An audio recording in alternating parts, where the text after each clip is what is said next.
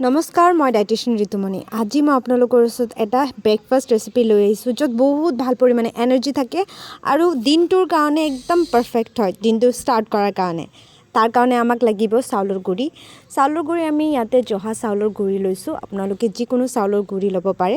ইয়াক আমি ধুনীয়াকৈ ভাজি ল'ম প্ৰথমতে।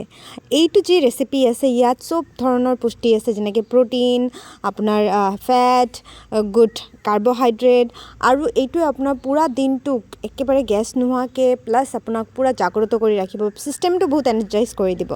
আমি চাউলৰ গুড়িখিনি মিক্সিত লৈ লৈছোঁ। ইয়াৰ যিটো ছেকেণ্ড ইনগ্ৰিডিয়েণ্ট হয়, সেইটো বহুত ইম্পৰ্টেণ্ট হয়, আমাৰ এইটো মিছ কৰিব নোৱাৰে। এইটো হ'ল কল, মালভোগ কল মই লৈ লৈছোঁ। আপোনালোকে যিকোনো কল ল'ব পাৰে, মালভোগ কলটো অলপ টেষ্টি বেছি হয়। এতিয়া কলখিনি আমি কি কৰিছোঁ, অলপ অলপকৈ ভাঙি দি দিছোঁ। চাউলৰ গুড়িটো আপোনালোকে যদি বিচাৰে স্কিপ কৰিব পাৰে, কিন্তু যোনে অলপমান হেভি খাব খোজে তেওঁলোকৰ কাৰণে ভাল। ইয়াত আমি পিনাট বাটাৰ দি লৈছোঁ আৰু আমি লৈছোঁ কাঁচা বাদাম, আমাৰ চীনা বাদাম যিটো কয় বা লোকেল বাদাম। পিছত লাগিলে মোক যে অলপমান বাটাৰ কম হ'ব, পিনাট বাটাৰ, চ' আৰু অলপ দি লৈছোঁ।